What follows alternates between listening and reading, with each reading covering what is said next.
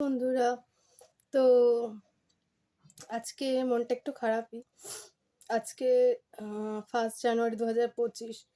তো আমার অনেক দিনের ইচ্ছা ছিল, তোমরা দেখতেই পাচ্ছ আমি এখনো শাড়ি টাড়ি পরেই বসে পড়েছি, খুলিনি। তো আমার অনেক দিনের ইচ্ছা ছিল যে শ্যামসুন্দরী মায়ের মন্দিরে যাব।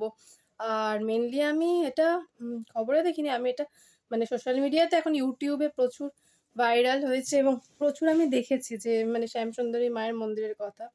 খুব জাগ্রত মা, কলকাতার জীবন্ত কালী বলা হয়। তো সরি, আমি অনেক দিন ধরেই যাবো যাবো করছিলাম, কিন্তু যাওয়া হয়ে উঠছিল না। তো দেন ফাইনালি আজকে বাবাকে বললাম, তো বাবা বললো ঠিক আছে চল, তুই এতবার করে যখন বলছিস চল। তো দেন আমরা প্রথমে ভেবেছিলাম সকালের দিকেই যাব। তো সরি, একটু ঠান্ডা লেগে গেছে আমার। আসলে এতদিন আমি অন্য বাড়িতে ছিলাম একটা আমাদেরই, তো ওটা রেন্টাল হাউস আমাদের, মানে ওটা ভাড়া দেওয়া থাকে। তো ওখানে আসলে আমার দাদু খুব অসুস্থ ছিল, তো দাদুকে দেখাশোনা করার জন্য সবাই মিলে ওখানেই ছিলাম এতদিন, প্রায় এক মাস 3-4 দিন হয়ে গেছিলো। তো এখন দাদু সুস্থ হয়ে গেছে, তো দাদু আবার অন্য জেঠুদের বাড়িতে গেছে। তো শরীরটা একটু খারাপ, ওই জন্য গানও একটু আপলোড করতে পারছি না, সমস্যা হচ্ছে। তো কথায় আসা যাক, আজকে গেছিলাম শ্যামসুন্দরী মায়ের মন্দিরে আমরা বিকেলে, সন্ধ্যের দিক মানে 4টের সময় আমরা পৌঁছে গেছিলাম। মোটামুটি 3টে 3:15 মধ্যে পৌঁছে গেছিলাম ওখানে। তো মানে একটু তাড়াতাড়ি বেরিয়ে গেছি আমার বাড়ি থেকে, যে তাড়াতাড়ি বেরোলে যদি লাইন টাইন পড়ে ওখানে। তো তারপরে ওখানে আমরা তো সেরকম চিনি না জায়গাটা, তো জেনে চিনে গেলাম আর কি। কিন্তু গিয়েও কোনো লাভ হলো না। খুব আনন্দ ছিল সকাল থেকে, যে যাই হোক মাঠ টেনেছে যে এবার যেতে পারবো, এতদিন যাওয়া হয় না। তো এবার যাওয়ার পরে তো দেখলাম ওখানে সবাই বলছে যে নাকি মন্দির বন্ধ, খুব ঝামেলা হচ্ছে, ঢুকতে দেবে না। তো গেছি একটা মন নিয়ে এত দূর থেকে, তো কার আর মানে আমি তাও চলো চলো দেখি। তো গিয়ে দেখলাম ওখানে লোকজন সব জট্টলা হয়ে রয়েছে।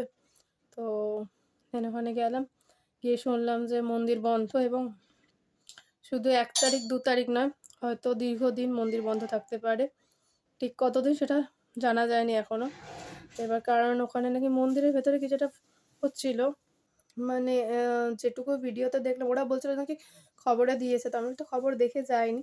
তো ওদের ফোনেতেই ভিডিও করেছে, ওটাই দেখলাম, দেখাচ্ছিল যে ওইসব মানে যে চাল কলাগুলো দেওয়া হয় মাকে, সেগুলো রাত্রেবেলা নাকি বস্তা ভর্তি করে করে সব ট্রাকে করে চলে যায় বিভিন্ন জায়গায়। তো মনটা তো খুব খারাপ হয়ে গেছিলো যে মাকে এত দূরে এলাম, মাকে দেখতে পেলাম না। আমি অ্যাকচুয়ালি প্রত্যেক বছর জানুয়ারি মানে 1 জানুয়ারি আমার কিছু কিছু দিন আমার মন্দিরে যাওয়া বাধ্যতামূলক। তো 1 জানুয়ারি আমি যাই, আমার এখানে আদ্যা কালীমার মন্দির আছে, আমি সেখানেই যাই, গিয়ে পুজো দিয়ে আসি। তারপর কী করবো, অত দূরে গেছি, ফিরে আসবো, আমি ভেবেছিলাম কালীঘাটে চলে যাবো। তো মা বললো চল ঠনঠনিয়া কালীবাড়িটা দেখে আসি। তো ওখান থেকে হাঁটতে হাঁটতে হাঁটতে হাঁটতে আমরা দেন ঠনঠনিয়া কালীবাড়িতে গেলাম। দেন ওখানে মায়ের কাছে পুজো দিলাম, পুজো দিয়ে এলাম।